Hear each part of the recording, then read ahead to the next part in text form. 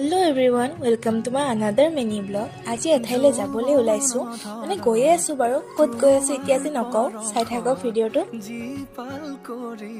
এয়া পাই গলো আমি যেহেতু কৃষ্ণগুৰু হয় সেয়েহে আজি গুৰুপুত্ৰ প্ৰেমানন্দ প্ৰভুৰ জন্মদিন আছিল আৰু তেখেতৰ জন্মদিনটো আমি গুৰু জয়ন্তী হিচাপে পালন কৰোঁ। আহিলো আহি চাকি বন্তি জ্বলাই সেৱা কৰি ভাত খাই এক নামত বহিলো। এক নাম 4 বজাৰ পৰা হৈছিলে।